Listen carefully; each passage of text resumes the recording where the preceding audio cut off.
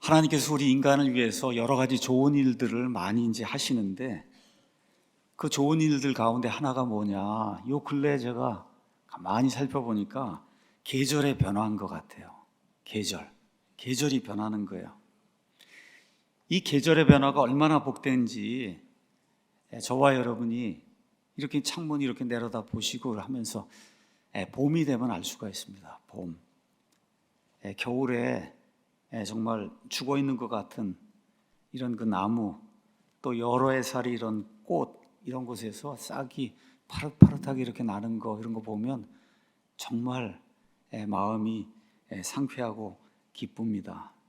또 한해살이 꽃들의 경우 그냥 이렇게 밭에다가 씨를 뿌리면 싹이 나고 조금 지나면 아름다운 이제 꽃이 피게 됩니다.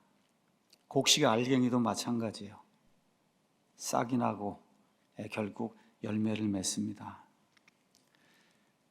우리 하나님은 우리 모든 인간에게 하나님의 형상을 주셨다. 성경이 그렇게 기록을 하고 있습니다. 하나님의 형상. 하나님이 이렇게 인간처럼 생겼다는 게 아니라 하나님의 모든 도덕적인 성품, 영적인 성품, 이런 걸 우리에게 주셨다는 거예요. 그래서 하나님의 형상에는 뭐가 들어있냐, 이런 모든 것들을 이렇게 살펴보고 이해하고 통찰력을 갖는 이런 게 포함이 되어 있어요. 이게 짐승하고 사람이 차이가 나는 거예요. 인간은 이런 모든 것들을 이렇게 살펴보고 옳고 그르고 한 것도 판단하고 또 이해하고, 그렇죠? 그리고 통찰을 해서, 그래서 믿음을 갖는다고 하는 건 통찰을 하는 거예요. 보는 게 아니라 고린도후서 5장 7절에 있는 것처럼 우리는 믿음으로 걷고 보는 것으로 걷지 않는다. 뭐예요? 안 보는 것으로 걷는 거거든요. 믿음 생활하는 게. 안 보는 게 그게 통찰이에요. 그 통찰할 수 있는 그런 능력을 하나님이 우리에게 이제 주셨어요. 그래서 성경 가서 읽어보고 또 우리가 이제 체험하듯이 하나님이 크신 사랑을 우리에게 보여주셨는데, 그 크신 사랑의 절정이 뭐냐, 지난주에 제가 설명한 것처럼 하나님이 이 미약한 먼지와 같은 그런 그 존재, 그 인간을 구속하시기 위해서 직접 사람의 몸을 입고 이 지구라고 하는 조그만 별을 하나님이 직접 찾아오시는 거, 이게 가장 큰 하나님의 은혜요 사랑이다. 그 하나님이 어떤 계획을 가지고 창세전부터 이런 일들을 하시냐 하면, 대신 속죄, 우리 인간이 지은 죄, 이 죄 문제를 해결해야 인간이 영원한 사망에서 벗어날 수 있는데, 이것을 인간의 힘으로 이룰 수가 없어요. 우리가 죄 가운데 있기 때문에. 그래서 죄 없는 하나님의 어린 양이 대신 속죄, 이거를 통해서 저와 여러분의 모든 죄를 단번에 영원 무궁토록 제거하는 거, 이게 하나님의 인류 구원 계획입니다. 그래서 복음이라고 하는 것은 죄로 인해서 영원히 죽을 수밖에 없는, 하나님 품에서 떠나서 영원히 마귀와 그의 천사들과 함께 살 수밖에 없는 이런 존재들, 예수 그리스도께서 거저 주시는 이 은혜를 믿음으로 말미암아 그래서 사람이 다시 사는 것을 보여주고, 그래서 그걸 믿고 구원받도록 하는 거, 이게 예수 그리스도의 복음입니다. 복음. 근데 이 복음을 사람들이 깨닫도록 하기 위해서는 데모가 필요한 거예요. 여러분, 뭔가 이렇게 뭐 설명하고 그러면 데모가 있잖아요. 데모 영상도 있고, 그렇죠? 뭐 이렇게 만들고, 그러면 이거 좀 데모 좀 해달라 그러면 누가 나와서 시연을 하잖아요. 시연. 그렇죠? 그러니까 하나님도 인간이 연약하니까 데모를 해주시려고 작정을 하신 거예요. 그래서 어떻게 해요? 그 예수님께서 어떻게 십자가에서 피를 흘리고 죽으시고 묻히셨다가 다시 살아나시는 그 일을 온 인류를 위해서 데모로 만들어서 보여주신 겁니다. 자, 여기까지는 대충 우리가 이제 교회를 다니면 이해하고 있는 건데, 저는 이번 부활주의를 맞으면서 마음속에 참 감사하게 생각하는 게 있습니다. 예수님이 죽으시고 다시 부활하신 그 일을 왜 예수님은 봄에 하셨을까? 하나님은 봄에 그 일이 일어나도록 작정을 하셨을까? 이 생각을 좀 하게 됐어요. 이번 봄에는. 그렇잖아요. 예수님이 죽었다가 부활하는 거 뭐 여름에 있을 수도 있고, 그렇잖아요. 가을에 있을 수도 있고, 뭐 겨울에 있을 수도 있고. 근데 하나님은 그렇게 하지 않거든요. 하나님의 마음속에 계획이 있는 거예요. 이 일은 꼭 봄에 일어나야 된다. 봄에 일어나야 되는 거예요. 다시 말해 만물이 소생하는 봄, 그것도 4월 중순경에 일어나야 된다고 하나님께서 창세전에 정해 놓으셨습니다. 그래서 예수 그리스도와 관련된 그런 모든 일들은 유대인들의 절기를 따라서 이루어져요. 초림도 마찬가지고 재림도 마찬가지고.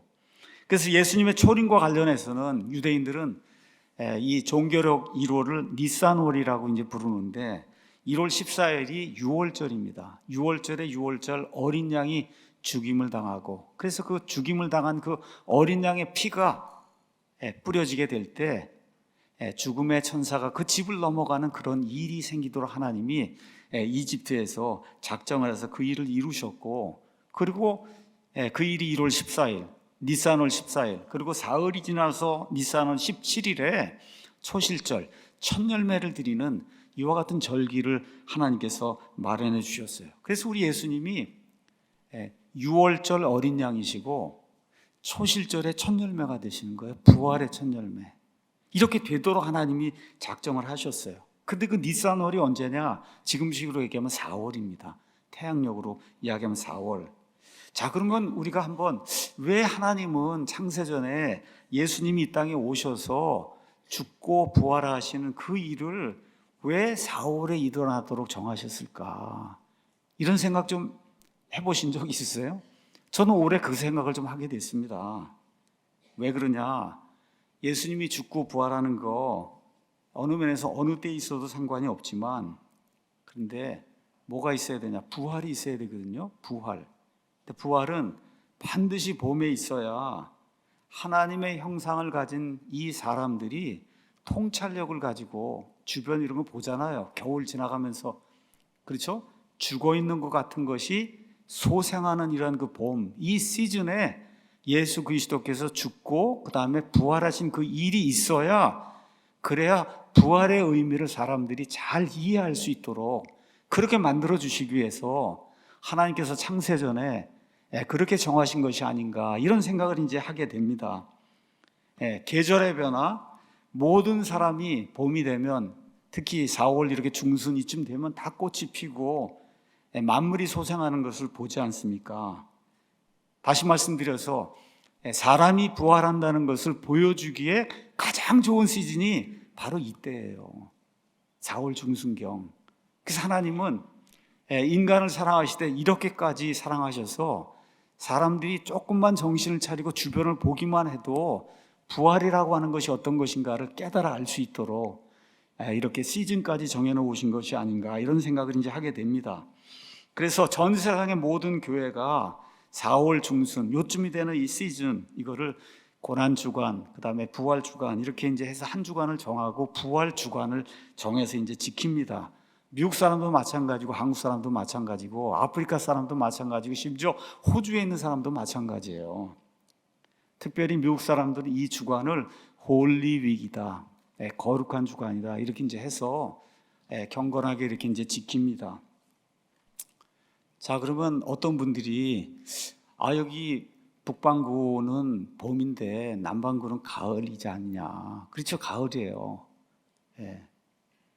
그래서 제가 오늘 오면서 챗GPT한테 북반구하고 남반구 인구 분포를 한번 좀 얘기해봐라 그랬더니, 북반구에 90%의 인구가 살고 있고 남반구에 10%의 인구가 살고 있다. 다시 말해 거의 이 세상 모든 사람들이 거의 다 북반구에 살고 있어요. 예수님께서 북반구에 태어나셔서 북반구에 사는 그런 대다수 사람들이 이해할 수 있는 그러한 그 방식으로 이 4월, 이 좋은 시즌, 모든 것이 이렇게 다시 소생하는 이런 그 시즌에 죽었다가 부활하심으로 인간이 부활한다고 하는 거, 이거를 예증해서 보여주신 것이 아닌가, 이런 생각을 이제 하게 됩니다. 그래서 오늘은 그리스도인의 궁극적인 그런 그 소망, 몸의 부활, 이런 그 제목을 가지고 하나님이 사랑하시는 사도 바울을 통해 보여주신 몸의 부활이 무엇인가,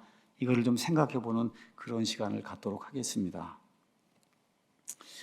하나님께서는 성경 많은 장, 1000장이 넘는 그런 장을 우리에게 주셨는데, 이 중에 이제 몇 장은 특별한 목적을 위해서 따로 이렇게 분리를 했어요. 그래서 그 장은 특별히 어떤 주제에 대해서 깊은 이야기를 하도록 그렇게 하나님이 작정을 하셨습니다. 히브리서 11장은 믿음장이다. 그래서 처음부터 끝까지 믿음에 대한 그런 이야기를 하고 있고, 데살로니가전서 4장은 재림과 휴거에 대한 그런 장입니다. 로마서 8장, 우리가 좋아하는 그 말씀은 하나님의 계획과 하나님의 그 사랑의 불변성, 한번 구원받으면 영원히 구원받아 이 세상 어떤 창조물도 하나님의 사랑의 소리를 떼어놓을 수 없다, 이걸 보여주는 귀중한 말씀으로 가득 차 있고, 오늘 우리가 이제 살펴본 고린도전서 이제 15장은 전체가 처음부터 끝까지 부활에 대한 겁니다. 58절을 하나님이 할애하셔서 부활에 대해서 자세하게 설명을 해 놓으셨어요. 저와 여러분이 이 땅에 살면서 항상 기쁜 그런 삶을 살지는 않습니다. 아마 대다수 사람들, 특별히 이제 나이가 들고 인생을 경험한 이런 사람들, 정말 인생이 고통이구나, 이런 걸 이제 많이 느낄 겁니다. 특별히 요즘 대한민국에서 올바른 정신을 가진 사람들은 대통령 탄핵 이후에 과연 이 나라가 앞으로 어떻게 될 것인가, 이거를 두고 심각하게 고민하며 영의 고통 가운데 살고 있어요. 지금 이 나라가 잘 될 걸로 생각을 하고 희희낙낙하는 이 사람들은 말 그대로 영어로 fool이에요. fool, F-O-O-L. 또 다른 말로 idiot이라는 단어가 있어요. 덩키. 뇌가 없는 사람들이에요. 뇌가. 지금 이게 영의 고통이 얼마나 심한가 한번 좀 생각을 해봐야 돼요. 너무너무 영의 고통이 정말 힘든 이런 가운데 우리가 지금 고통 속에 살고 있습니다. 저도 여러분과 마찬가지로 다 육신을 가진 그런 사람입니다. 그래서 공산주의자, 사회주의자, 또 이런 일 망쳐놓은 이런 배신자들이 이 나라를 다스리며 하나님이 세워주신 이 나라를 망쳐서 베네수엘라처럼 정말 천박하게 가난하게 사는 그런 나라로 이렇게 만드는 거, 이런 거 인간적으로 보고 싶지 않습니다. 내 아버지와 어머니가 얼마나 피땀 흘려서 이 나라를 이렇게 만들어 놨는가, 이런 거 이제 생각을 해보면서 내 자식들에게, 내 손자 손녀들에게 더 좋은 나라를 물려주고 싶다, 이런 생각을 인간적으로 가지고 있어요. 근데 지금 까딱 잘못하면 베네수엘라처럼 그렇게 잘 살던 나라가 지금 세계에서 제일 못 사는 나라가 되는데, 이런 나라가 되지는 않을까, 정말 인간적인 그런 생각을 하면 두렵습니다. 두려워요. 더욱이 그 일이 생기면 가장 큰 핍박이 어디에 가해질 것 같아요? 교회에 가해집니다. 문재인이 5년 우리 다 겪지 않았어요? 가장 큰 핍박, 심각한 그런 핍박이 교회에 가해질 겁니다. 저희가 정말 눈물 흘리고 최선을 다해서 하나님께 간구하고 데모도 나가고 이렇게 이제 뭐 했는데, 우리가 원하는 그런 뜻대로 이제 되지 않고 지금 결과가 별로 그렇게 좋아 보이지 않습니다. 그래서 우리가 인간의 역사, 또 성경의 역사를 하나님의 사람의 그런 시각으로 이렇게 이제 내려다 보면 우리의 인생이 반드시 우리의 뜻대로, 우리가 기도한 대로 이루어지진 않는구나, 이런 걸 우리가 볼 수가 있습니다. 아까 말씀드린 히브리서 11장, 거기 가서 보시면 그건 믿음장이라고 기록이 되어 있는데 1절부터 34절은 어느 면에서 기도하고 간구한 대로 하나님이 이루어 주신 그런 사람들의 그 행적이 그 안에 기록이 되어 있습니다. 근데 35절에서 38절은 동일한 믿음을 가지고 살았는데, 그리고 하나님 앞에 간구하고 기도했는데 그 일이 그들에게 이루어지지 않은 거예요. 그런 사람들의 이런 그 행적을 그 안에 기록을 하고 있습니다. 히브리서 11장 가서 보면 너무 아름다운 말씀이 있어요. 38절. 세상이 감당하지 못하는 사람이란 이런 내용의 말씀이 있어요. 기도하고 간구하고 정말 하나님의 은혜를 정말 간절히 고대했는데 그 일이 당대에 이루어지지 않았습니다. 그래서 세상에서 핍박받고 세상에서 탄압받고 어려움받고 살았어요. 38절에 하나님께서 뭐라고 말씀하시냐? 세상은 이런 사람들에게 합당하지 아니하였느니라. 그들이 사막과 산과 동굴과 땅굴에서 떠돌아다녔다. 그러니까 믿음을 가지고 살았는데도 우리가 생각하는 것처럼 이렇게 번영이 넘치는 그런 삶, 이렇게 봤을 때 진짜 뭐 좋은 집도 가지고 뭐 이렇게 하고 싶은 그 인간의 욕망이 있지 않습니까? 그런 걸 누리지 못하고 산 그런 사람들이 굉장히 많았다. 그런 사람들에게는 이 세상이 합당하지 않은 그런 장소였다. 성경이 이제 그렇게 이야기를 하고 있습니다. 그러니까 동일한 믿음을 가지고 살았는데 어떤 사람들에게는 간구하고 기도한 것, 그걸 하나님이 들어주시고, 또 어떤 사람들에게는 그렇게 간구하고 기도하는데도 그들이 원하는 대로 일이 이루어지지 않았다. 두 부류의 사람들이 있었다고 믿음장이 우리에게 이야기를 하고 있습니다. 근데 동일한 건 뭐냐? 이들이 동일한 믿음을 가지고 이 땅을 살고 그리고 하나님께 갔다는 거예요. 그래서 여기에 대한 결론이 12장 1절하고 2절에 이제 나옵니다. 그러므로 이렇게 큰 구름 같은 증인들이 또한 우리를 둘러싸고 있으니 간구하고 기도해서 응답을 받은 사람도 있고 인간적인 눈으로 봤을 때 응답이 안 된 사람들도 있고 이런 다 모두가 다 믿음의 사람들인데 우리가 모든 무거운 것과 너무 쉽게 우리를 얽어매는 죄를 떨쳐버리고 인내로 우리 앞에 놓여있는 경주길을 달려가며 다 같이 2절 읽어보겠습니다. 우리 믿음의 창시자요 또 완성자이신 예수님을 바라보자. 그분께서는 자기 앞에 놓인 기쁨으로 인해 수치를 멸시하시며 십자가를 견디셨고 하나님의 왕좌 오른쪽에 앉혀주셨느니라. 예수님이 우리 믿음의 창시자 또 우리 믿음을 완성하시는 그런 분이다. 근데 그 예수님은 어떤 부류에 속했냐? 아까 전자가 있고 후자가 있었잖아요. 예수님은 어떤 부류에 속했어요? 후자에 속했다는 거예요. 후자. 간구하고 그래서 인간의 뜻으로 보면 예수님처럼 비참하게 이렇게 죽은 분이 어디가 있어요. 그래서 인간의 그런 눈으로 보면. 그런데 그 결말이 뭐냐? 그분께서는 자기 앞에 놓인 기쁨으로 인해 이 십자가의 수치 이런 모든 걸 다 멸시하시더니 아버지 하나님께서 그를 들어서 이렇게 세우시니까 어떻게 부활하셔서 하나님의 왕좌 지금 오른쪽에 앉아 계신다. 지금 이 말씀을 히브리서가 요약을 해서 우리에게 말씀해 주고 있는 거예요. 그러니까 기독교의 가장 큰 소망은 뭐냐? 우리 기독교인, 지금 말세를 살고 있는 기독교인의 가장 큰 소망은 딱 둘로 요약이 됩니다. 저와 여러분이 죽기 전에 예수님이 재림하시면 죽지 않고 호련히 갑자기 몸이 영원하게 변화가 돼서 공중으로 채 올라가서 죽음을 보지 않는 거, 이게 가장 큰 소망이에요. 그런데 죽은 다음에 예수님이 재림하시면 이미 죽었어요. 저희 아버지나 어머니처럼 이미 죽었어요. 그럼 어떻게 해요? 예수님 다시 오시면 이 죽어서 썩은 몸이 부활하는 거. 죽어서 썩었어요. 없어졌어요. 다 이렇게 형체가 없는데 그 몸이 부활하는 거. 이게 기독교인의 가장 큰 소망입니다. 그걸 우리가 부활과 휴거 이렇게 이야기하고 있는 거예요. 특별히 요즘과 같이 대한민국이라는 국가 전체가 다 혼란 속에 빠져 있고 그래서 많은 분들이 낭망하고 공황 장애를 느끼고 어떨 땐 죽고 싶다는 이런 생각도 들고 이럴 때 정말 우리가 다시 생각해 봐야 될 그런 소망이 뭐냐? 바로 부활과 휴거의 소망이다. 오늘 부활주일입니다. 그래서 오늘은 부활에 대해서 포커스를 이제 두려고 그래요.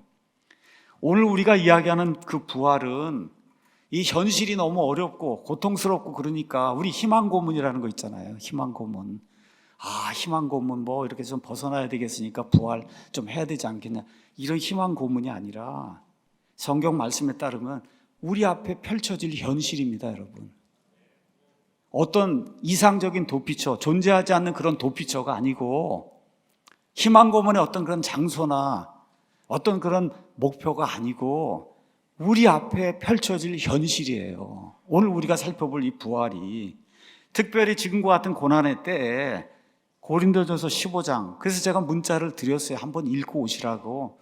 이 15장을 읽으면 얼마나 힘이 되는지 알 수가 없습니다. 이제 성경에 앱이 나오거든요. 앱이 나오면 읽기도 하시고 그 다음에 또 틀어놓고 듣기도 하시고 이렇게 이제 하면 정말 어느 때든지 볼 수 있고 너무 좋은 것 같아요. 우리 교회 형제님이 앱을 만들어 주셨어요. 너무 감사합니다. 그래서 이 땅이 끝이 아니라는 거, 이걸 우리가 기억을 하면 좋을 것 같아요. 자, 심판받을 자들이 반드시 심판받아 영원 무궁토록 지옥 속에 갇히고, 또 하나님의 보상을 받을 자들이 그래서 몸의 부활을 받아서 그래서 영원 무궁토록 하나님과 함께 사는 것, 그렇죠? 이 일이 반드시 생긴다고 성경이 우리에게 이야기하고 있습니다. 왜 그러냐? 하나님이 의로운 분이기 때문에. 하나님의 가장 큰 특징이 뭐냐? righteous한 거예요. 옳으신 거예요, 하나님이.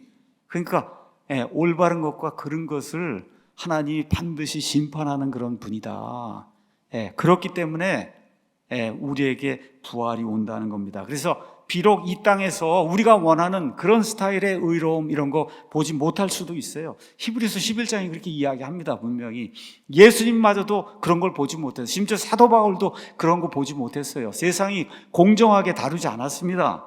그럼에도 불구하고 우리는 영원토록 하나님의 의가 거하는 하나님의 나라에서 사는 거다. 하나님과 함께. 이게 부활의 의미입니다.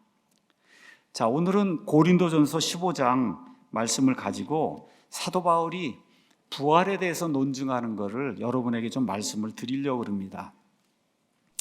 제가 아무리 연구하고 해도 훌륭한 그런 그 목사 아니면 주석가들이 해놓은 것만큼 그만큼 잘 이렇게 요약해서 정리를 할 수가 없습니다.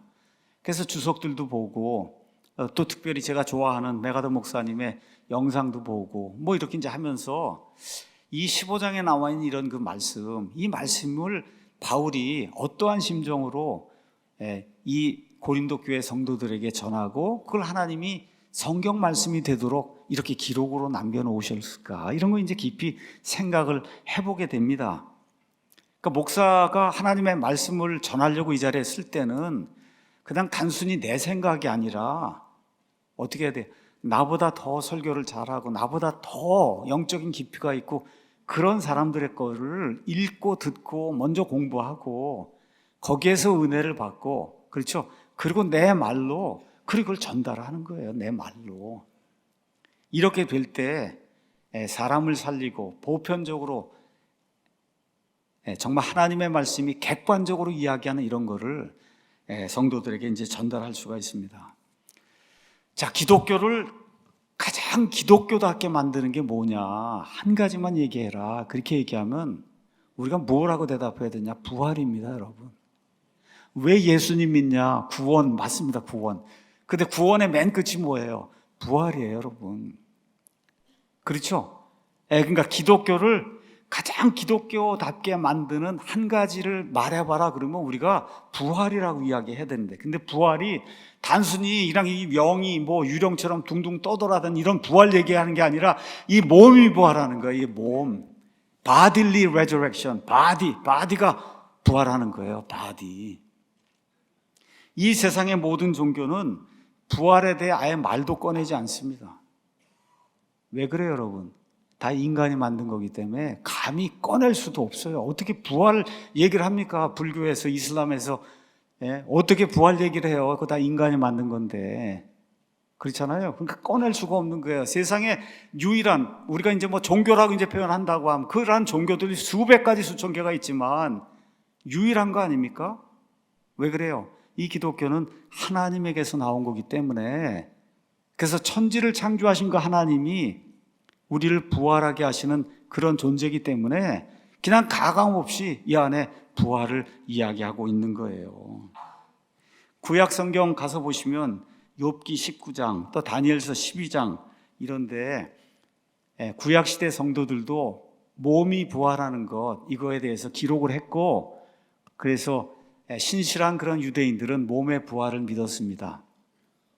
근데 예수님 당시에 대다수의 유대인들은 몸의 부활을 믿지 않았어요. 유대인들의 여러 분파가 있는데 특별히 실권을 잡고 정권을 잡고 온 유대인들을 다스리던 이런 분파는 사두개인들입니다. 사두개인들. 이 사두개인들은 영도 믿지 않고 천사도 믿지 않고 몸의 부활도 믿지 않아요. 그러니까 저 꼭대기에서 뭐 사람들 다스리고 제사장 노릇하고 이런 사람이 영도 안 믿고 천사도 안 믿고 몸의 부활도 안 믿으니 그냥 대다수 일반 유대인들도 저 위에 있는 사람도 공부도 저렇게 많이 하고 뭐 철학도 저렇게 안다 그러고 하나님 말씀도 잘 안다는 사람이 영도 안 믿고 천사도 안 믿고 몸의 부활도 안 믿는데 나 같은 사람이 그걸 어떻게 믿을 수 있어? 이렇게 될 수밖에 없잖아요. 그렇죠? 그래서 예수님 당시에 대다수 유대인들이 부활 이론적으로는 뭐 거기 있다 그래 이렇게 얘기를 하는데 실제로 몸의 부활을 믿지 않았습니다.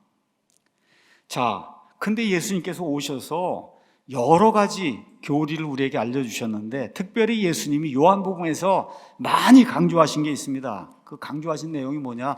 부활이에요. 요한복음 5장 28절 가서 보면 예수님께서 이렇게 말씀하십니다. 이 말에 놀라지 말라. 무덤 속에 있는 모든 자들이 그의 음성, 예수님의 음성을 듣고 나올 때가 오고 있는데 선을 행한 자들은 생명의 부활로, 이거 선행을 행한다는 거 아니에요. 성경이 선을 행한다고 하는 거는 그 뭐예요? 하나님이 어떤 분이신가를 알고 하나님을 영화롭게 해. 그래서 하나님을 믿고 신뢰하는 거, 이걸 이야기하는 거예요. 이런 사람들은 생명의 부활로 나오고, 악을 행한 자들, 하나님을 거부하고 하나님을 대적하고 하나님을 믿지 않는 이런 자들은 정죄의 부활로 나온다 해서 예수님이 직접 부활에 대해서 이렇게 말씀하고 있습니다. 그 옆에 6장 44절에 가시면 예수님께서 또 이렇게 말씀하셔요. 나를 보내신 아버지께서 이끌지 아니하시면 아무도 내게 올 수 없으며 내게 오는 그를 마지막 날에 내가 일으킨다. 죽었어요. 그런데 마지막 날에 예수님께서 반드시 그 몸을 일으켜 세운다고 예수님이 말씀을 해주십니다. 그리고 그 옆에 있는 요한복음 11장에 가면 부활에 대한 어떤 정점이 이제 나옵니다. 11장 25절, 26절에 이미 죽어있는 그 나사로, 그 죽어있는 그 나사로를 살리기 위해서 오신 그 예수님께서 마르다에게 말씀하시죠. 25절에 뭐라고 말씀하시냐?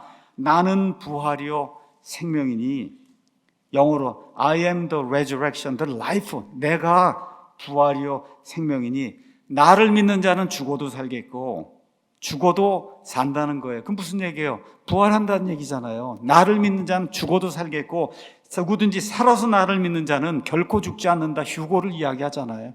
부활과 휴거를 한 구절에서 지금 우리 예수님이 이야기하고 계신 거예요. 그러니까 성경을 가서 자세히 읽어보시면 예수님께서 특별히 요한복음에 이렇게 부활에 대해서, 부활을 믿지 않는 그 유대인들을 향해서 몸에 부활이 있다는 것을 이렇게 이야기하고 있는 걸 우리가 이제 볼 수가 있습니다.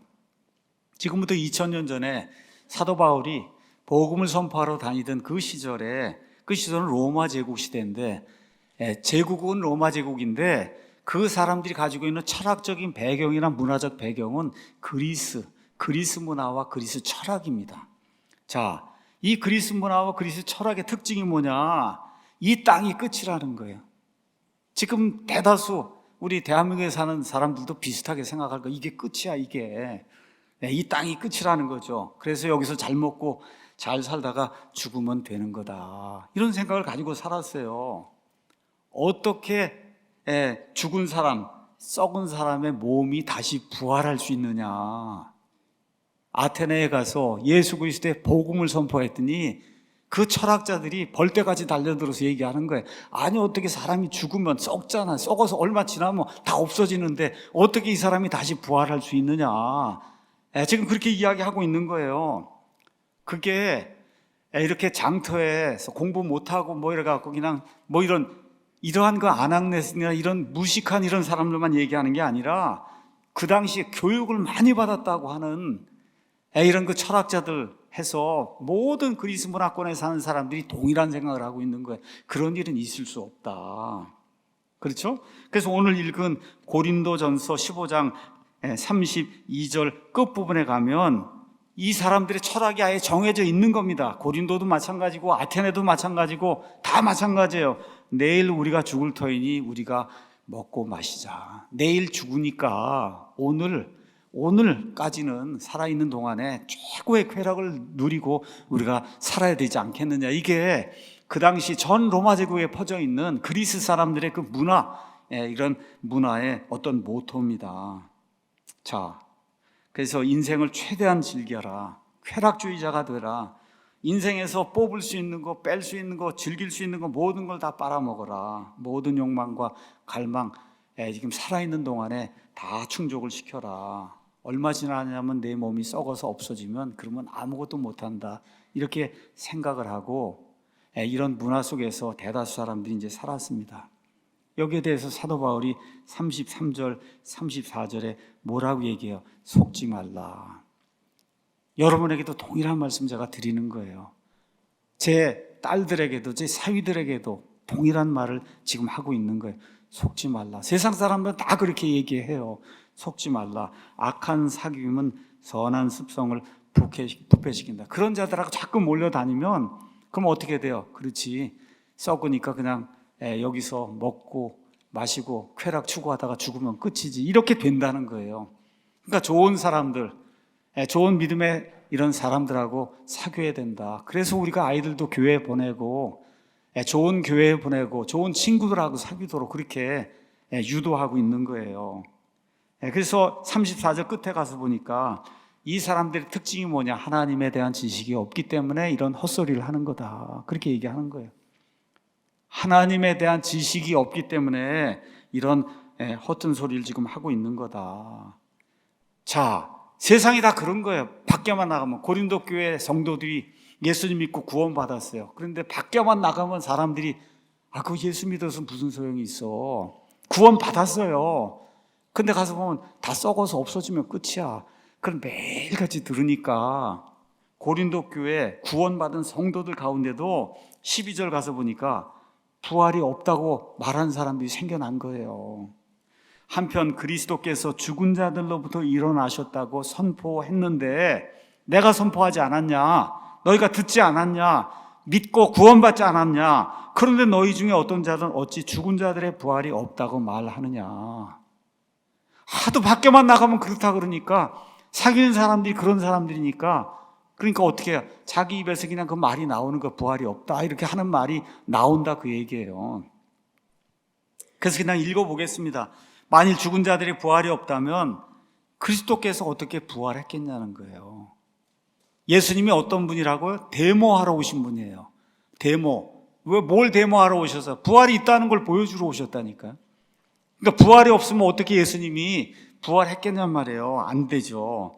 그리스도께서 일어나지 아니하셨다면 우리의 선포가 헛되고 너희 믿음도 헛되며 참으로 우리가 하나님에 대한 거짓 증인들로 드러나리니 이는 그분께서 그리스도를 일으키셨다고 우리가 하나님에 대해 증언했다.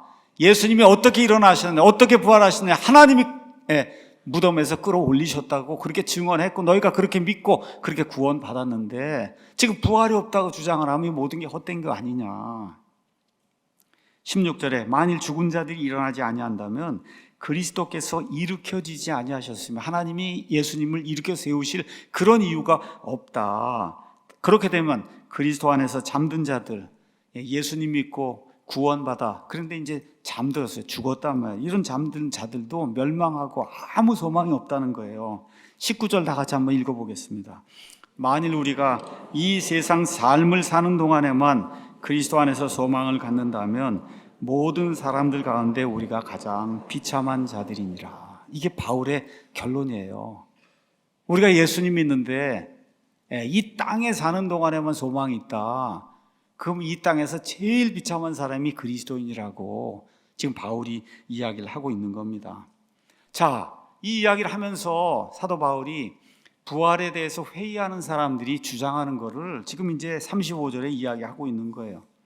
35절. 그러나 어떤 사람은 말하기를 어떻게 죽은 자들이 일으켜지느냐, 그들이 어떤 몸으로 오느냐, 그렇게 이제 이야기한다는 거예요. 부활에 대해서 회의를 품은 그런 사람들이 도대체 어떤 힘에 의해서 죽어서 다 썩어 있는 그 사람의 몸이 다시 일으켜지고, 만일 혹시 그렇게 일으켜진다면 도대체 어떤 몸으로 오느냐, 이렇게 지금 묻는 거예요. 대다수 그리스 시민들이 그렇게 묻는 거예요. 대다수 유대인들이 그렇게 묻는 거예요. 지금 현 시대 21세기에 이 대한민국 땅에 예수님 믿지 않는, 또 예수님을 믿어도 교회는 와도 부활이 뭔지 제대로 알지 못하는 사람 지금 그렇게 묻는 거예요. 그 질문을 지금 하고 있는 겁니다.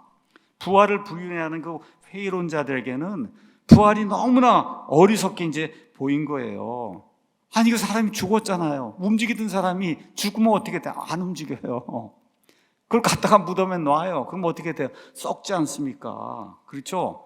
아니, 이런 걸 보고도 부활이 있다 그래? 그 정신 나간 사람이지. 이렇게 얘기한단 말이에요. 그 사람들이. 그래서 바울이 36절에 너 어리석은 자야 하면서 이제 설명을 하는 거예요. 내가 뿌리는 것이 죽지 아니하면 살아나지 못하며, 또 내가 뿌리는 것에 대해 말하자면 내가 앞으로 있을 그 몸을 뿌리지 아니하고 밀이든 다른 어떤 곡식이든 다만 벌거벗은 알갱이를 뿌리지만 하나님께서 친히 기뻐하시는 대로 그것에게 몸을 주시며 모든 씨에게 그것 자체의 몸을 주신다. 제가 좀 찾아봤습니다. 요새 이제 챗GPT가 있어 아주 좋더라고요. 그래서 물었어요. 사람이 죽은 다음에 얼마쯤 지나면 완전히 썩느냐, 이렇게 제가 물었어요. 그랬더니 사람이 흙에 묻히면은 1년이나 2년 정도 지나면은 뼈만 남습니다, 이렇게 답을 주더라고요. 뼈만 남아요. 저희 아버지 어머니 뼈만 지금 거기 남아 있는데, 뼈도 오랜 시간 지나면 결국 다 삭아서 이제 없어지게 되거든요. 이거는 현대인들만 아는 게 아니라 사도 바울 당시에 고대인들도 다 아는 거예요. 그래서 이 사람들이 주장하는 거, 이렇게 썩었는데 어떻게 이게 다시 부활해? 그렇게 이야기하는 거예요. 자, 이렇게 몸이 무덤에 묻히는 사람도 있고, 또 우리 주변에 이렇게 가서 보세요. 그러면 몸이 무덤에 묻히지도 못하는 그런 경우가 있어요. 지금 대한민국 사람들 죽으면 거의 80%가 지금 화장을 합니다. 화장을 해서 다 날아가고 뼈만 남잖아요. 그냥 그 순간에. 그렇죠? 예. 또 불이 나서, 사고가 나서 다 사람이 타서 죽기도 하고 재가 되잖아요. 또 옛날에 배 타고 다니고 뭐 이렇게 이제 하다가 배가 뒤집히고 그러면 다 물고기 밥이 되는 거잖아요. 또 어떤 경우도 있어요. 그리스도인들 같은 경우 콜로세움 이런 경기장에 가서 짐승의 밥이 되잖아요. 사자의 밥이 되고 맹수의 밥이 되잖아요. 한번 보세요. 이런 사람들의 몸은 우리 사람의 눈에 보이지도 않아요. 무덤에 묻어놓으면 그래도 뼈라도 있고 뭐도 있고 한데 아예 보이지도 않잖아요. 그렇죠? 그러니까 이 사람들이 주장하는 거예요. 이런 사람들의 몸이 어떻게 부활할 수 있냐. 그렇죠? 그렇게 묻는 게 당연한 거죠. 근데 바울이 얘기하는 게 뭐냐? 너 어리석은 자야. 그렇게 얘기하는 거예요. 그건 사람의 생각이지. 그렇게 얘기하는 거, 지금식으로 얘기하면 그거는 사람의 생각이지. 하나님을 왜 사람 수준에 놓고 그렇게 평가를 하느냐. 바울이 그 얘기를 하고 있는 거예요. 나중에 이제 바울이 아그리빠 왕이라고 하는 이런 왕 앞에 가서 이렇게 이제 증언합니다. 사도행전 26장 8절. 당신들 세상을 치리하는 그런 왕의 지위에 있고 세상을 다스리는 이 총독의 지위에 있고 이런 사람들, 이 당신들 공부도 많이 했다 그러고 지식도 많다고 하는 이 당신들은 어찌하여 하나님께서 죽은 자들을 일으키신다는 것을 믿을 수 없는 일로 생각하십니까? 그렇게 이야기하잖아요. 하나님은 하실 수 있다는 거예요. 인간은 못합니다. 어떻게 할 수가 있어요? 근데 하나님을 인간 수준에 놓고 그런 방식으로 생각하지 말라고, 그렇게 생각하는 자는 어리석은 자다. 성경이 지금 그렇게 이야기하고 있는 거예요. 그래서 36절에 바울이 직접적으로 그렇게 얘기하죠. 어리석은 자다. 그렇게 이야기하는 자들은 너 어리석, 36절에 thou fool, 어리석은 자, 바보, 천치야. 그렇게 이야기하고 있는 거예요. 하나님은 어떤 존재냐? 땅의 흙으로 사람을 빚으시고 하나님의 숨을 그 안에 집어넣으셔서 사람이 살아있는 생명체 혼이 되도록 만든 그런 존재고, 또 한번 생각을 해보라는 거예요. 하늘에 있는 천체들 수도 없잖아요. 무한대잖아요. 개수가. 그걸 어떻게 만들어요? 하나님이 말씀으로 별들이 있으라고 하니까, 해가 있으라고 하니까, 달이 있으라고 하니까 그 엄청난 그런 무게와 부피를 지닌 이런 별들이 순식간에 생성이 되지 않습니까? 순식간에. 사람들이 그걸 믿지 못하니까 뭐라 그래? 빅뱅이 생겼다고 하나님의 작품을 그렇게 이야기하고 있는 거예요. 그래서 34절에 사도 바울이 속지 말라 그 얘기하고는 왜 사람들이 그렇게 속아 넘어가냐? 하나님에 대한 지식이 없어서 그렇다 그렇게 얘기하는 거예요. 하나님에 대한 지식이 없고, 그러다 보니까 하나님도 여러분 그리스 로마 신화 이런 데 가서 보면 뭐 제우스다 뭐다 다 뭐예요? 사람하고 똑같이 행동하잖아요. 사람하고 똑같이 먹고 마시고 성적인 관계를 갖고 그냥 그런 식으로 신을 생각하니까 그런 신이 어떻게 사람을, 썩어 있는 사람을 어떻게 부활을 시키겠어요? 그 생각이 안 되는 거예요. 그러니까 하나님에 대한 지식이 없으니까 그런 헛된 주장을 펴는 거다. 그래서 만일 우리가 다시 살아나지 않는다면 그러면 우리가 거룩하게 살 이유가 없다는 거예요. 그냥 마음대로 먹고 살고 그냥 원하는 대로 하고 그렇게 살아야지. 그런 거 하지 못하고 그렇게 사니까 부활이 없다 그러면 이 세상에서 가장 비참한 자가 그리스도인이라고 지금 바울이 이야기하고 있는 겁니다. 그래서 36절 이하부터 바울이 몸의 부활에 대해서 자세하게 우리에게 이제 설명을 해주고 있습니다. 먼저 36절에서 38절은 비유를 이야기하는 거예요. 너 어리석은 자야, 내가 뿌리는 것이 죽지 아니하면 살아나지 뭐. 뭘 뿌려요? 여러분 나무를 뿌립니까? 씨를 뿌리잖아요. 씨를. 그게 죽지 아니하면 살아나지 못하며, 내가 뿌리는 것에 대해 말하자면 내가 앞으로 있을 그 몸을, 여러분 살구나무 있으면 살구나무를 갖다 뿌리는 사람 있어요? 아니잖아요. 그 씨를 뿌리잖아요. 씨. 그렇죠? 밀이든 다른 어떤 곡식이든 벌거벗은 채, 옷도 입고 있지 않은 그런 그 벌거벗은 그 알갱이를 뿌리는데 하나님께서 친히 그 모든 것에게 각각에 맞는 몸을 주신다. 지금 그 얘기를 지금 하고 있는 겁니다. 씨앗은 특별한 일이 없는 한 대부분 봄에 땅에다 이제 심습니다. 어떤 씨앗이든 모든 씨앗은 땅에 심긴 뒤에 반드시 죽어요. 죽는 게 뭐예요? 썩는 거예요. 부패 과정을 반드시 겪습니다.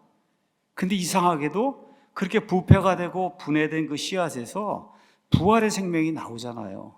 그렇죠? 그래서 그 식물이 자라고 그 이후에 그 식물은 씨앗과 전혀 다른 종류의 몸을 갖게 되잖아요. 코스모스 씨를 뿌렸는데, 그렇죠? 씨는 요만하잖아요. 근데 엄청난 코스모스가 나오지 않습니까? 자, 어떤 씨앗을 이렇게 가져다 주고 이게 어떤 몸을 가질지 판단해 보라고는 그 판단할 사람이 있어요? 어떻게 그걸 판단해요? 그 씨가 앞으로 어떤 몸이 될지. 또 어떤 식물을 이렇게 보여주고 이거의 씨가 어떻게 생겼는지 알 수 있느냐가, 아직 씨가 생기지 않아서 이건 몰라요. 아무도 알 수가 없습니다. 제가 어저께 또 며칠 전에 이 앞마당에 버들 마편초라고 하는 이런 씨앗을 이제 좀 뿌렸습니다. 비가 올 때 맞춰서 씨앗을 뿌렸어요. 씨가 이 크기가 한 0.5mm 그뿐이 안 돼요. 씨가 엄청 작아요. 근데 이제 여름이 되면은 한 1m 정도 높이로 보라색 꽃을 가진 그런 식물이 나옵니다. 그래서 여러분 버들 마편초 이런 그 어떤 식물원이나 이런 데 가서 보시면 너무 아름다워요. 이 보라색 꽃을 가진 이런 식물이. 제가 또 백일홍 씨를 이제 심었어요. 이건 좀 커요. 한 0.7cm. 뭐 씨가 이제 이렇게 생겼어요. 근데 여기서는 한 0.5m, 0.8m 정도 되는 이런 식물이 이제 나중에 나오는데, 노란색도 있고 빨간색도 있고 뭐 분홍색도 있고 이러한 그 식물이 이제 나중에 나옵니다. 자, 씨앗은 죽음을 통해서 분해가 되고 썩은 다음에 반드시 썩어야 돼요. 다시 솟아오르고, 근데 그 솟아오르서 식물이 되면 그 전과 후가 매우 다릅니다. 모양만 다른 게 아니라 부피도 다르고 특성도 다르고 완전히 다른 걸로 바뀌는 거를 저와 여러분이 금세 이해할 수가 있어요. 근데 그 씨앗이나 나무 아니면 씨앗에서 나온 그런 꽃, 유전적인 특성은 동일한 거예요. 근데 씨앗에서 나오는 그 몸은 씨앗 자체의 몸과는 완전히 다른 거. 지금 사도 바울이 지금 그렇게 얘기하고 있는 거예요. 여러분 아시잖아요. 씨가 요만한데 진짜 엄청나게 작은데 어떻게 그게 1m가 되고 보라색이 되고 하는 그런 게 나오냔 말이에요. 그렇게 나오는 거예요. 그래서 바울이 지금 이야기하는 게 마찬가지로 우리 몸도 죽어서 썩어서 부패가 된다는 겁니다. 그럼 하나님이 동일한 그런 특성을 가지고 있는, 하지만 완전히 다른 몸으로 우리를 일으켜 주신다. 이게 지금 성경이 이야기하고 있는 부활이다. 그렇게 이야기하고 있는 거예요. 동일한 생명인데, 그 동일한 사람인데 형태가 다른 모습으로 나타나도록 그렇게 하나님이 만들어 주셨고, 그걸 볼 수 있도록 하나님이 봄에 씨를 뿌리면 그러면 다른 몸을 가진 이런 꽃이나 나무가 되는 거, 이거를 보여주지 아니하셨느냐. 그래서 몸이 죽은 뒤에 다른 형태의 몸으로 부활한다는 것, 태어난다는 걸 믿지 않는다는 건 뭘 얘기하는가? 도토리를 심었는데 참나무가 나오지 않는다고 얘기하는 거랑 똑같은 거다. 그 얘기를 하고 있는 거예요. 다시 한번, 도토리를 갖다 심으면, 정상적인 도토리, 살아있는 도토리를 심으면 뭐가 돼요? 참나무가 돼야 되잖아요. 근데 부활이 없다고 주장하는 건 그게 안 된다고 주장하는 거하고 똑같은 거다. 지금 바울의 논리가 그런 논리예요.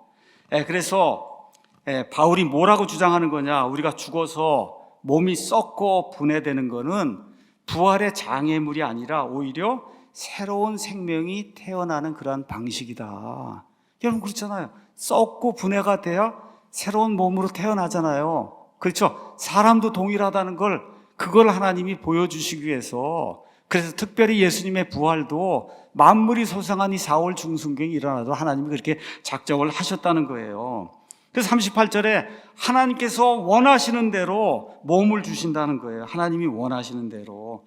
옥수수, 밀, 쌀, 밤, 도토리 다 하나님이 주시는 몸을, 독특한 그런 몸을 갖게 되는 거예요.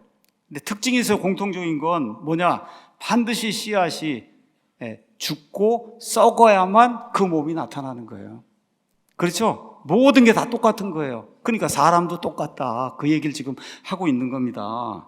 그러니까 37절에서 38절 이거 요약을 하면, 하나님께서 땅의 모든 식물, 여기에 각자의 거기에 딱딱 맞는 그런 형태의 몸을 주신다면, 그럼 하나님의 백성에게는 왜 하나님께서 썩고 부패하도록 한 다음에 왜 하나님이 그 사람에게 맞는 그런 몸을 주시지 않겠느냐. 지금 그 얘기를 지금 하고 있는 겁니다. 이건 무리한 추론이 아니라는 거, 우리가 볼 수 있도록 하나님이 이렇게 만들어 놓으셨다는 거예요. 그게 이해가 안 되면 오늘 나가서 요 뒤에 가서 잔디랑 이렇게 한번 보시기 바랍니다. 한번 보시기 바라요. 자, 근데 한 가지 더 좋은 소식이 있어요. 그게 뭐냐? 이 추하고 거친, 이거 보면 진짜 별거 아닌 것 같거든요. 백일홍 씨를 이렇게 갖다 이렇게 했는데, 야, 이게 진짜 겨 같아요, 겨. 근데 여기서 엄청나게 예쁜 꽃이 나오는 거예요. 다시 말해, 추하고 거칠고 정말 별거 없는 것 같은 이런 씨앗에서 항상 그 결과물이 어때요? 아름다운 꽃과 나무가 나오는 거예요. 그러니까 몸의 부활도 똑같다. 우리 몸도 그렇게 된다는 겁니다. 그래서 우리의 몸이 지금 추하고 더럽고 죄성으로 가득하지만 이 몸이 하나님의 능력에 의해서 부활이 되면, 그럼 어떻게 돼요? 아름답고 영화로운 몸, 하나님이 원하시는 그 몸으로 바뀐다. 그 얘기를 지금 하고 있는 겁니다. 자, 두 번째, 그리스 사람들이 반대하고 부활을 반대하고 조롱하는 이유가 있어요. 그건 뭐냐? 지금까지 수백억 명의 사람들이 살았는데, 그렇죠? 한두 명 부활한다고 하는 건 그건 좀 뭐 이해할 수가 있는데, 그 수백억 명의 사람 어떻게 다 하나님이 부활을 시킬 수 있냐는 거예요. 그래서 지금 바울이 39절에서 41절에 그 얘기를 하는 거예요. 모든 육체가 같은 육체는 아니니 한 종류는 사람의 육체요, 다른 것은 짐승의 육체요, 다른 것은 물고기의 육체요, 다른 것은 새의 육체다. 이 땅, 우주 공간 말고 이 땅에 있는 육체만 봐라. 몸이 얼마나 많이 다르냐. 다 다르잖아요. 그렇죠? 근데 거기서 끝낸 게 아니에요. 그 다음에 하늘에 있는 몸들도 있고 땅에 있는 몸들도 있으나 하늘에 있는 것들의 영광이 이러하며 땅에 있는 것들의 영광이 저러하다. 해의 영광이 이러하고 달의 영광이 저러하며 별들의 영광이 또 다르니 이 별과 저 별이 영광면에서 다르다. 빛내는 것, 심지어 색깔, 별들이 다 똑같이 하얀 것 같이 빛을 내는 것 같은데 가서 보면 색깔이 다 다릅니다. 뭐예요? 몸이 다 다르다는 거예요. 근데 그 별이 숫자가 얼마나 돼요? 무한대예요. 무한대. 하나님이 이 땅에 있는 모든 만물도 정말 생각할 수 없을 정도로 다양하게 몸을 주시고, 심지어 저 우주 공간에 있는 저 해와 달과 별들을 보라는 거죠. 무한대인데 다 몸이 달라요. 그런데 인간 다 다 따져봐야 수백억뿐이 안 되는, 지금까지 이 땅에 살았던 모든 사람 다 합쳐봐야 수백억 명뿐이 안 되는데 하나님이 왜 그 수백억 명에게 각자에 맞는 그런 독특한 몸을 주시지 않겠느냐, 지금 그 얘기를 하고 있는 겁니다, 이 내용의 말씀이. 자, 그래서 지금 우리가 가지고 있는 인격, 모습 이런 거 독특함이 아마 유지가 될 거다. 대다수 성경신자들이 이렇게 얘기합니다. 그래서 서로를 알아볼 거다. 알아볼 거예요. 근데 부활하게 되면 한 가지 크게 차이가 나는 게 있어요. 그건 뭐냐? 지금 이 세상에서 제일 고민하는 게 뭐예요? 죄 때문에 고민하는 거거든요. 그냥 눈만 뜨면 죄야. 그냥 다 이것저것 하는 게. 그런데 부활한 몸을 입으면 죄라는 것 자체를 몰라요. 죄의 파워에서 벗어나는 거예요, 여러분. 죄의 파워에서 벗어나는 거예요. 죄를 모르는 인간으로. 그냥 구체적으로 얘기하면 그냥 제 아내가 제일 좋아하는 남편으로 제가 딱 바뀌어 있는 거예요. 더 이상 불평불만이 없는 그런 남편으로 이렇게 좀 하라 그러고 좀 이렇게 하라 그러고, 이게 다 죄 때문에, 고집 때문에 이렇게 되는데 부활하면 그 일이 이제 없는 거예요. 그 일이. 그 일이. 그런데 다 해와 달과 별들이 다 몸이 다르듯이, 그렇죠, 우리가 다 부활하면은 그러면 기본적인 속성은 같지만 그 사람의 인품, 성격 뭐 이런 모든 것들이 여러분 다 똑같이 로봇가 되면 어떻게 되겠어요? 아니잖아요. 그렇죠? 알아본다. 그건 어떻게 알아볼 수가 있어요? 우리가 하나님의 본성을 지니기 때문에 그냥 알아보게 되는 거예요. 모든 걸 알잖아, 하나님이. 그렇죠? 저희도 거기에 본성에 참여하기 때문에 자연히 알게 되는 겁니다. 저 사람이 어떤 사람인가 하는 거를. 누가복음 16장에 가서 부자와 나사로 그 이야기를 보면 여러분 아시잖아요. 알아볼 수 있는 거예요. 자, 42절에서 49절은 지금 있는 이 육신, 이 현재의 몸과 부활한 몸을 이제 대조를 하는 겁니다. 그래서 이제 42절 시작이 되면서 어떻게 돼요? 죽은 자들의 부활도 이와 같다. 그것은 썩는 것 가운데서 뿌려지고 썩지 않는 것 가운데서 일으켜지며 수치 가운데서 뿌려지고 영광 가운데서 일으켜지며 연약한 가운데서 뿌려지고 권능 가운데서 일으켜지며 본성에 속한 몸으로 뿌려지고 영에 속한 몸으로 일으켜지나니 본성에 속한 몸이 있고 영에 속한 몸이 있다. 여기 나온 그것은 부활한 몸을 이야기하는 거예요. 그 몸을 이야기하는 거예요. 그 몸이 썩는 것 가운데 뿌려지고 썩지 않는 것 가운데서 일으켜진다. 이런 이야기를 쭉 이야기하고 있는 겁니다. 먼저 나오는 게 썩는 거하고 썩지 않는 거 이야기하는 거예요. 우리의 몸은 썩는데 부활한 몸은 썩지 않는다는 거예요. 그렇죠? 대다수 사람들이 부활을 반대하는 이유가 있어요. 왜 그래요? 썩기 때문에, 다 부패하기 때문에 부활할 수 없다는 거예요. 근데 바울의 대답이 뭐냐? 썩는 거, 부패하는 걸 통해서 생겨난 부활의 몸은 절대로 썩지 않는다는 거예요. 이게 하나님의 신비라는 겁니다. 이게 하나님의 신비. 이 땅에 태어나는 모든 생명체는 태어나는 순간부터 죽을 때까지 부패의 과정을 겪는 거다. 이건 제 이야기가 아닙니다. 제가 이제 보면서 메가더 목사님의 이런 영상을 이 부분에 대해서 들었어요. 그래서 메가더 목사님이 읽은 책을 이제 언급을 하는데 그 책이 한국말로도 번역이 돼 있더라고요. 그 책의 이름이 모든 질병의 황제, 그리고 암의 생애. 질병이 많은데 질병 중에 제일 권력이 큰 그런 그 질병이 암이라는 거예요. 그래서 제목이 암의 생애예요. 암의 생애. 인도계 미국인 의사 무케르지라고 한 사람이 이 책을 이제 썼습니다. 600페이지에 걸쳐서 암의 역사에 대해서, 암이 무슨 일을 하고 왜 암이 생기고 어떻게, 이거를 600페이지에 걸쳐서 쓴 거예요. 유명한 그 미국의 의사가. 그래서 결론이 뭐냐 이렇게 써서 이분이, 암 전문가가 쓴 거예요. 결론이 우리는 결코 암을 정복할 수 없습니다.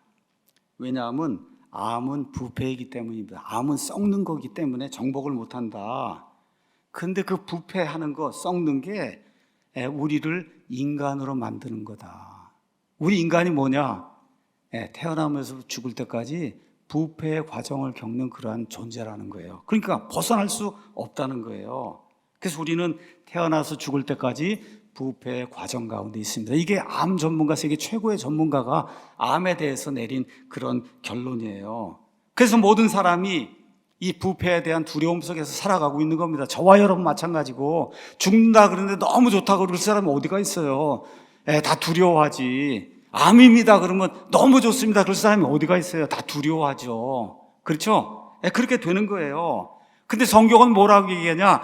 이 부패를 통해서 결코 부패하지 않는 부활의 몸이 나온다고 이야기하는 겁니다. 이 부패를 통해서 결코 부패하지 않는 부활의 몸이 나오고, 이게 바로 기독교가 이야기하는 최후의 승리다. 성경이 그렇게 이야기하고 있는 거예요.